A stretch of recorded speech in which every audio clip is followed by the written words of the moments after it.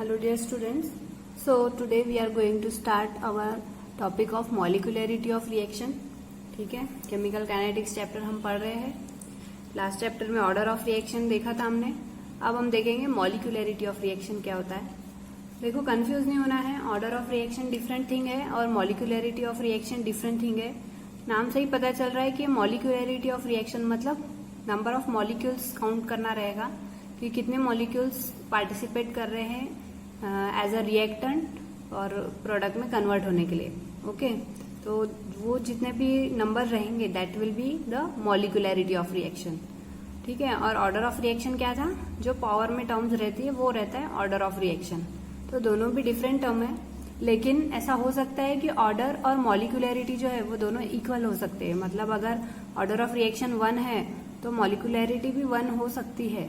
ठीक है, बट दोनों भी अलग अलग एंटिटीज है, तो इसलिए कंफ्यूज नहीं होना है कि जो ऑर्डर रहेगा वही मॉलिक्यूलरिटी रहेगी. ऐसा कुछ नहीं है. देखेंगे अभी आगे बहुत सारे एग्जांपल्स कि कैसे हम दोनों को डिफरेंशिएट कर सकते हैं कि दोनों डिफरेंट टर्म्स है. ये चीज हम आज के लेक्चर में समझने वाले हैं.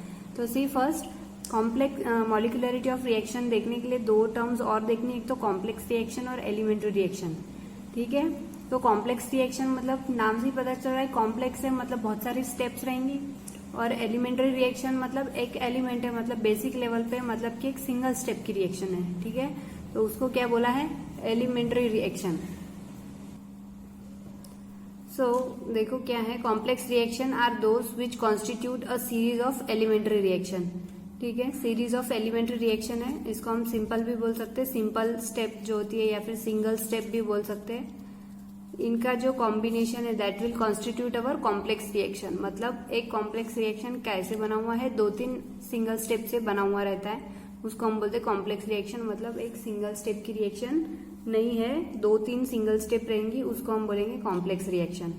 Okay, so now what is molecularity. Molecularity means the number of molecules or atoms of reactant that takes part in an elementary chemical reaction. ठीक है, सिंगल स्टेप रिएक्शन में कितने नंबर ऑफ मॉलिक्यूल्स पार्टिसिपेट कर रहे हैं एक chemical reaction में, उतने नंबर ऑफ मॉलिक्यूल्स को क्या बोला हुआ है, मॉलिक्यूलरिटी. ठीक है, देखो फॉर एग्जांपल O3 क्या है, ओजोन. ओजोन का एक मॉलिक्यूल पार्टिसिपेट कर रहा है रिएक्शन में, भले ही वो डिकम्पोजिशन हो रहा है, बाद में O2 और O बन रहा है, लेकिन यहाँ पे मॉलिक्यूलरिटी क्या बोलेंगे, 1, क्योंकि एक O3 मतलब ओजोन का मॉलिक्यूल रिएक्शन में पार्टिसिपेट कर रहा है और सिंगल स्टेप रिएक्शन है. और इसके बाद में देखो C2H5, इस कोएफिशिएंट की हम बात कर रहे थे, वो होता है मॉलिक्यूलरिटी. तो यहाँ पर भी 1 है, तो यहाँ पर भी मॉलिक्यूलरिटी कैसे है, 1. यूनिमॉलिक्यूलर रिएक्शन है और ये रिएक्शन यूनिमॉलिक्यूलर रिएक्शन है, तो number of reactant molecules count करेंगे जो कि स्टोइकियोमेट्रिक कोएफिशिएंट होता है. तो this is 1, so therefore it is a unimolecular reaction. ठीक है, देखो this reactions occur in a single step and can not be broken down further into simpler reaction. बराबर है, सिंगल स्टेप रिएक्शन है, further उसको हम ब्रेक नहीं कर सकते, and hence these are called as elementary reactions. ठीक है, एलिमेंट्स को हम फिर से ब्रेक नहीं कर सकते, बेसिक होता है, तो therefore these are elementary reactions. Again molecularity means क्या है, सिंपल लैंग्वेज में बोलेंगे तो how many reactant molecules are involve in reaction. कितने नंबर ऑफ मॉलिक्यूल एक रिएक्टेंट में पार्टिसिपेट कर रहे हैं, उसको क्या बोलते हैं, मॉलिक्यूलरिटी. और अगर सिर्फ एक ही रिएक्टेंट है, देखो if there is only 1 reactant molecule then it is called as unimolecular और देयर मॉलिक्यूलरिटी इज 1. ठीक है, अभी ऊपर के एग्जाम्पल में देखा हमने. और अगर नंबर ऑफ रिएक्टेंट मॉलिक्यूल बढ़ गए, जैसे 2 हो गए तो क्या बोलेंगे, बायमॉलिक्यूलर. 3 हो गए तो टर्मॉलिक्यूलर. So if the elementary reaction involving 2 reactant molecules then it is bimolecular and their molecularity is 2.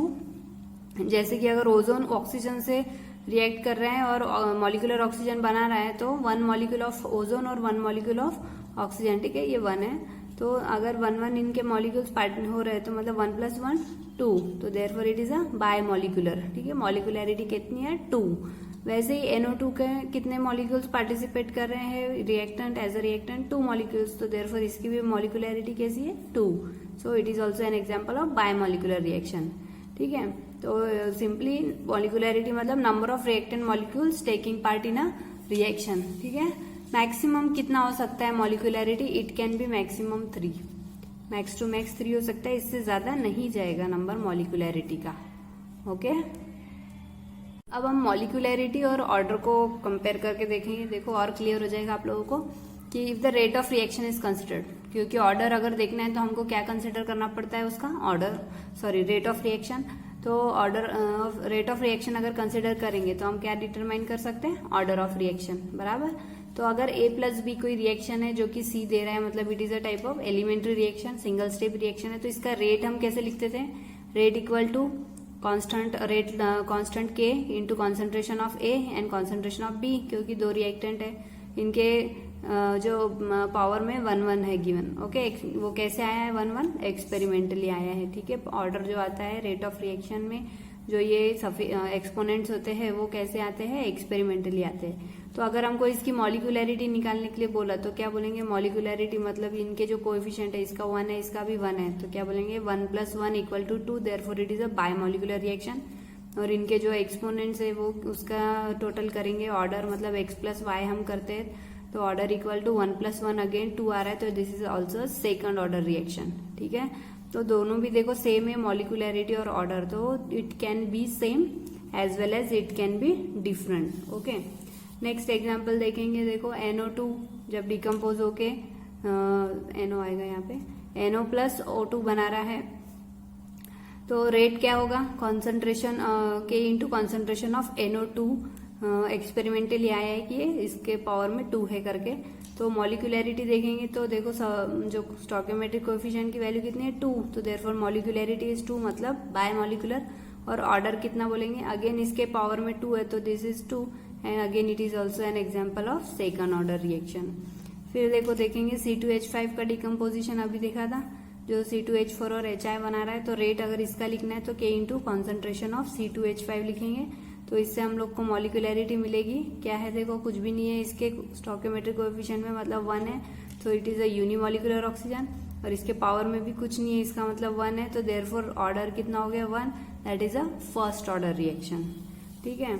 वैसे ही देखो अगर दो रिएक्टेंट है, अगर ट्वाइस NO + O2, ठीक है, तो अगर NO2 दे रहा है, सिंगल स्टेप रिएक्शन है, तो मॉलिक्यूलैरिटी गिनेंगे 2 + 1, कुछ नहीं, इसका मतलब 1, तो 2 + 1 = 3, मतलब it is a term molecular reaction.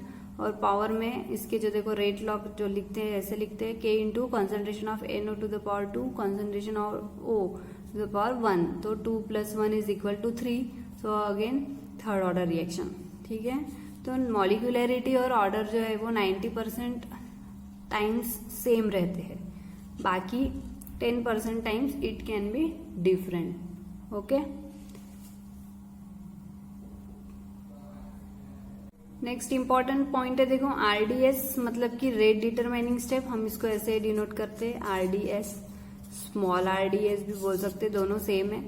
Okay, RDS rate determining step. अब कौन सी होती है रेट डिटरमाइनिंग स्टेप, तो RDS मतलब कि वो किस में आएगा, कॉम्प्लेक्स रिएक्शन में ही आएंगी, ठीक है, सिंगल स्टेप में आएगा ही नहीं, क्योंकि सिंगल स्टेप की रिएक्शन कैसी होती है, फॉर एग्जाम्पल अगर A + B गिवन है, तो इन दोनों के बॉन्ड्स जो खुद के बॉन्ड्स है वो कंबाइन होंगे या ब्रेक होके न्यू बॉन्ड बना लेंगे, तो ये AB बन जाएगा। तो यहाँ पे रेट डिटरमाइनिंग स्टेप बनने का टाइम ही नहीं मिलता, ये इतना इमीडिएट होता है सिंगल स्टेप रिएक्शन कि बस सिर्फ बॉन्ड ब्रेक होते हैं, बॉन्ड और बॉन्ड ज्वाइन हो जाते हैं। या फिर ये A2 नहीं है, समझो अगर A2 या B2 रहे तो A2 के 2 A2 मॉलिक्यूल्स के बॉन्ड ब्रेक होंगे और 2 B2 के बॉन्ड ब्रेक होके 2 मॉलिक्यूल्स ऑफ AB ऐसा न्यू कंपोनेंट बन जाएगा, तो वो सिंगल स्टेप में होता है, ठीक है। रेट डिटरमिनिंग स्टेप बनने का टाइम ही नहीं मिलता सिंगल स्टेप में, तो रेट डिटरमिनिंग स्टेप किस में होती है, occurs only for complex reaction, क्योंकि वो मल्टी स्टेप रिएक्शन होता है, सीरीज ऑफ स्टेप्स रहते हैं उसमें, तो एक आध स्टेप उसमें से ऐसा होता है जो स्लो रहता है, तो जो स्लो स्टेप रहता है उसको हम क्या बोलते हैं, रेट डिटरमाइनिंग स्टेप, ठीक है, स्लोवेस्ट स्टेप जो बोल सकते हैं। तो मॉलिक्यूलैरिटी इज नॉट डिफाइंड, उसके लिए मॉलिक्यूलैरिटी डिफाइंड नहीं होती है, ठीक है। RDS जो है वो one of the step is slower than the others and is the slowest step is RDS, मतलब रेट डिटरमाइनिंग स्टेप, अभी मैं यही बोल रही हूँ कि रेट डिटरमाइनिंग स्टेप क्या होती है, सबसे स्लोवेस्ट स्टेप जो होती है मल्टीपल स्टेप रिएक्शन में, उसको हम क्या बोलते हैं, rate determining step. For example देखो, एग्जाम्पल से समझेंगे इसको, जैसे कि NO2Cl क्या दे रहा है, NO2 और Cl2, तो ये this is a 2 step reaction. 2 step reaction में देखो फर्स्ट स्टेप में क्या हो रहा है, NO2Cl K1 इज द इसका रेट कांस्टेंट, ये स्टेप का, it forms NO2 and Cl which is a slow step. तो हम क्या बोलेंगे, जो स्लो स्टेप गिवन रहेगा, स्लो है कि फास्ट है, एग्जाम में भी गिवन रहेगा, तो जो स्लो स्टेप रहेंगी उसको हम क्या बोलेंगे, this is your RDS, rate determining step, ठीक है। एंड अगेन सेकेंड स्टेप भी देख लेंगे, NO2Cl प्लस Cl, ठीक है, इन K2 सेकेंड स्टेप का रेट कांस्टेंट है, giving you NO2 plus Cl2। इसका अगर ओवरऑल रेट देखेंगे तो क्या क्या कैंसिल होता है, देखो Cl कैंसिल होता है, बचा क्या है, ट्वाइस NO2Cl मॉलिक्यूल्स, देखो Cl और ये Cl कैंसिल, और प्रोडक्ट में क्या बन रहा है, twice NO2 plus Cl2 molecule, okay. और सेकेंड स्टेप कैसा है, फास्ट है। तो हमको क्या डिटरमाइन करना है कि जो स्लो स्टेप है वो कौन सी स्टेप है, RDS है, मतलब रेट डिटर्मिनिंग स्टेप, और इसमें रिएक्शन इंटरमीडिएट कौन सा रहेगा, Cl। तो रिएक्शन इंटरमीडिएट Cl देखो हमेशा कैंसिल होता है, हमेशा इंटरमीडिएट जो रहेगा वो कैंसिल हो जाएगा, क्योंकि वो रिएक्शन में पार्टिसिपेट जरूर करेगा, पर वो रेट की जो हम इक्वेशन लिखते हैं उसमें नहीं दिखाएंगे। जैसे कि फॉर एग्जांपल देखो यहाँ पे rate equal to K into concentration of NO2Cl ही है, सिर्फ Cl नहीं है, जो कॉन्सेंट्रेशन ऑफ Cl अलग जो हम यहाँ रिएक्शन में लिख रहे हैं वो नहीं है, क्योंकि reaction it acts as a reaction intermediate, वो रिएक्शन में होता तो है, मतलब रिएक्शन को कंप्लीट करने में मदद करता है, लेकिन उसको हम बताएंगे नहीं, डिस्प्ले नहीं करेंगे, क्योंकि वो गायब हो जाता है, ठीक है, उसका काम करके वो डिसॉल्व हो जाता है या फिर वो निकल जाता है, इसलिए हम उसको एज अ वो रेट डिटरमिनिंग स्टेप में के लिए नहीं लिखेंगे हम उसको, ठीक है, किसको, रिएक्शन इंटरमीडिएट को, ओके। अब स्लो स्टेप समझ में आई, स्लो स्टेप जो रहेगी वो कौन सी स्टेप रहेगी, रेट डिटरमिनिंग स्टेप, और जो रिएक्शन में पार्टिसिपेट करेगा लेकिन उसको हम लोग फाइनल रिएक्शन के रेट लॉ में नहीं दिखाते, उसको क्या बोलते हैं, रिएक्शन इंटरमीडिएट, ओके। देखो नीचे और उसका डिस्क्रिप्शन है वैसे, तो ये ओवरऑल रिएक्शन आई होप समझ गई है। Here first step being slower than the second, it is called as RDS, rate determining step. According to rate law हम रेट कैसे लिखते हैं, K into concentration of NO2Cl। अब इसके पावर में कुछ नहीं है, इसका मतलब फर्स्ट ऑर्डर रिएक्शन है ये। देखो here Cl acts as a reaction intermediate as it is formed in first step and consumed in second. The concentration of reaction intermediate does not appear in the rate law. ये यहाँ पर हम उसका concentration नहीं दिखाते क्योंकि वो consume हो चुका है, ठीक है। It acts as a reaction, जैसे कैटलिस्ट होता है, रिएक्शन को वो ट्रिगर करता है, रेट उसका बढ़ाता है, और फिर बाद में वो उसका काम हो गया तो हम उसको सिर्फ एरो पे ही लिखते हैं कि वो सिर्फ रिएक्शन का रेट बढ़ाने के काम में आता है, पर उसका कॉन्सेंट्रेशन हम मेजर नहीं करते, ठीक है। रेट लॉ का जो इक्वेशन है उसमें हम उसका कॉन्सेंट्रेशन मेंशन नहीं करते। तो उसी तरीके से रिएक्शन इंटरमीडिएट का भी रोल होता है कि वो रिएक्शन में सिर्फ रिएक्शन को कंप्लीट कराने के काम में मदद करता है, ओके। जैसे एग्जाम को पास करना है तो उसके लिए टीचर्स मदद कर रहे हैं, जैसे पेरेंट्स हेल्प कर रहे हैं आप लोगों को कि भले ही मेंटली, फिजिकली या फिर मोरली आपको मदद कर रहे हैं, तो दे आर एक तरीके से बोल सकते हैं reaction intermediate, okay. So next is pseudo first order reaction. Important है from the point of view of board also and from the point of view of MCQ also. Question पूछते हैं कुछ इस पे रिलेटेड, 2 मार्क का, 3 mark का, कैसा भी पूछ सकते हैं। तो देखो फर्स्ट ऑफ ऑल मीनिंग समझेंगे। सूडो मीन्स क्या होता है, सूडो मीन्स फॉल्स, राइट, सबको पता है शायद से। सूडो मीन्स फॉल्स, तो सूडो फर्स्ट ऑर्डर रिएक्शन मतलब कि फर्स्ट ऑर्डर के जैसा बिहेव करेंगे लेकिन ऐसा एक्चुअल में होगा नहीं, ओके। फॉल्स मतलब झूठ बोलना, बराबर। तो certain reactions which are expected to be of higher order follow the first order kinetics. इनको देख के हमको क्या लगेगा कि ये ज्यादा है, मतलब सेकंड ऑर्डर की है, थर्ड ऑर्डर की है, लेकिन वो होती कौन से ऑर्डर की, एक्चुअल में फर्स्ट ऑर्डर की। तो उसके लिए फॉर एग्जाम्पल लेंगे हाइड्रोलिसिस ऑफ मिथिल एसीटेट। जैसे कि अगर मिथिल एसीटेट है, ठीक है, पता है ना आप लोगों को, दिस इज मिथिल और दिस इज एसीटेट, किसका फॉर्मूला है, ईस्टर का, ऑर्गेनिक केमिस्ट्री में पढ़ा होगा। तो मिथिल एसीटेट का हाइड्रोलिसिस हो रहा है, मतलब वाटर से जब रिएक्ट कर रहा है तो it forms acetic acid and Mithil alcohol. तो इसका रेट ऑफ रिएक्शन हमको एक्सपेक्टेड क्या रहेगा कि ईस्ट का कॉन्सेंट्रेशन इंटू ईस्ट का कॉन्सेंट्रेशन है ना, तो K1 into concentration of Mithil acetate and concentration of water. This is the expected order, मतलब कि हमने क्या सोचा था कि इसका ऑर्डर क्या रहेगा, सेकंड ऑर्डर रिएक्शन रहेगी ये, पर एक्चुअल में ऐसा नहीं है। But the K double dash जो सेकंड हम जो ऑब्जर्व एक्सपेरिमेंटली जो ऑब्जर्व इसका रेट इक्वेशन है वो ऐसा लिखते हैं, rate equal to K double dash of concentration of CH3COO CH3, ठीक है। This is the observe experimentally observed concentration rate equation. तो देयरफॉर सिर्फ और सिर्फ मिथिल एसीटेट ही होता है रिएक्शन में, इसीलिए it follows first order kinetics या फिर it is a first order reaction. अब ऐसा क्यों होता है, क्यों? क्योंकि बिकॉज वाटर जो हम इसमें डाल रहे हैं it is a solvent and it is present in excess. ठीक है, बहुत ज्यादा मॉलिक्यूल्स है वाटर के, तो कब वाटर मॉलिक्यूल ने मिथिल एसीटेट के साथ में रिएक्ट करके कब एसिटिक एसिड और ये बना लिया है वो पता ही नहीं चलता, क्योंकि वाटर कैसा है, it is a solvent and it is in excess, बहुत ज्यादा मॉलिक्यूल्स होते हैं उसके, तो पता ही नहीं चलता। अगर 100 में से एक मॉलिक्यूल ने रिएक्ट भी कर लिया तो 99 मॉलिक्यूल को क्या पता चलेगा कि एक मॉलिक्यूल चले गया करके। तो उस तरीके से इसमें होता है। Again there is a change in concentration is negligible. उसका जो मैं बोल रही हूँ कि कॉन्सेंट्रेशन है वाटर का, वो जो चेंज होता है वो नेग्लिजिबल है, राइट। इसीलिए बोल रहे हैं कि वो इतना ज्यादा एक्सेस में है कि पता ही नहीं चलता कि उसके कितने नंबर ऑफ मॉलिक्यूल्स या कितना उसका कॉन्सेंट्रेशन चेंज हुआ करके। That is the concentration remains constant. जैसे हम लोग क्या बोलते हैं, नियर अबाउट 99%, नियर अबाउट। तो 99 में से अगर 1% निकल भी गया है तो पता नहीं चलेगा ना रिएक्शन में, तो इस टाइप से हम उसको कंसिडर करते हैं। तो इसीलिए बोलते हैं कि उसका कॉन्सेंट्रेशन जो है वो कैसा है, कांस्टेंट है करके। Therefore concentration of water is constant, जिसको हमने के डबल डैश से मेंशन किया। तो देयरफॉर रेट इनटू जो फर्स्ट इक्वेशन हमने लिखा था के डैश इंटू CH3COO इंटू के डबल डैश। तो के डैश और के डबल डैश को हम कैपिटल सिंपल के से रिप्लेस कर रहे हैं, तो हम क्या बोलेंगे, रेट इक्वल टू के into concentration of CH3COO CH3 Mithil acetate का रेट लॉ का इक्वेशन ये है जब वाटर हम एज अ सॉल्वेंट लेते हैं। तो इससे हम क्या निकालेंगे, इसकी मॉलिक्यूलैरिटी कितनी हो जाएगी, 2 हो जाएगी, है ना। और ऑर्डर कितना हो जाएगा, 1। अब आप बोलेंगे मॉलिक्यूलैरिटी 2 क्यों होगी, क्यों? क्योंकि अगर रिएक्शन होना है तो 2 मॉलिक्यूल्स को कोलाइड करने पड़ेंगे।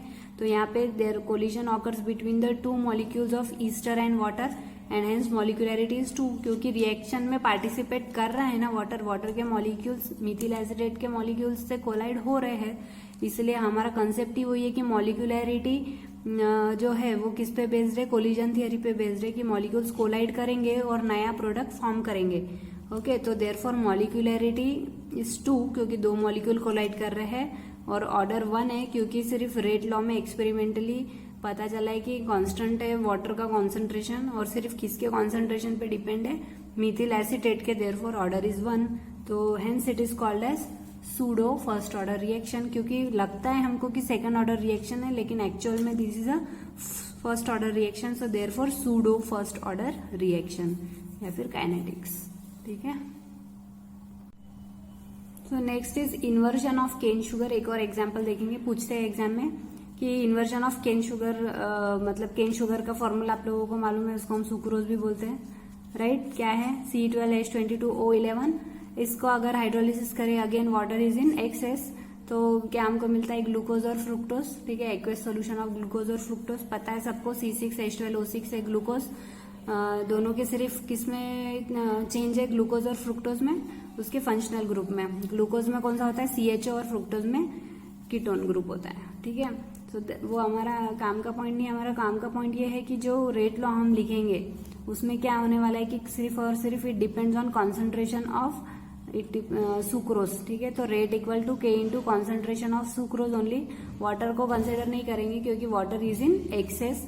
देयरफॉर वाटर का कॉन्सेंट्रेशन एक्सेस है, कांस्टेंट है, कॉन्सेंट्रेशन चेंज कुछ पता नहीं चलता है, इसीलिए देयरफॉर रेट ऑफ रिएक्शन इसके पावर में कुछ नहीं, इसका मतलब 1 है। तो देयरफॉर रेट क्या बोलेंगे या फिर ऑर्डर क्या बोलेंगे, 1, मतलब कि फर्स्ट ऑर्डर रिएक्शन है करके। ठीक है, हमको लगा था कि सेकेंड ऑर्डर होगा क्योंकि वाटर भी है साथ में, लेकिन मॉलिक्यूलैरिटी 2 है क्योंकि कोलिजन बिटवीन द 2 मॉलिक्यूल्स हो सकता है, इसीलिए। Therefore it is an example of pseudo first order. तो एक वो मिथिल एसीटेट और वाटर का एक एग्जांपल, और दूसरा ये इन्वर्जन ऑफ केन शुगर का। इन्वर्जन ऑफ केन शुगर क्यों बोला है, इन्वर्जन मतलब यहाँ पर कॉन्फ़िगरेशन चेंज होता है, डेक्स्ट्रो और लीवो फॉर्म में आता है। ठीक है, डेक्स्ट्रो फॉर्म और लीवो फॉर्म में ये एग्जिस्ट करेंगे, इसलिए इन्वर्जन ऑफ केन शुगर बोल रहे हैं।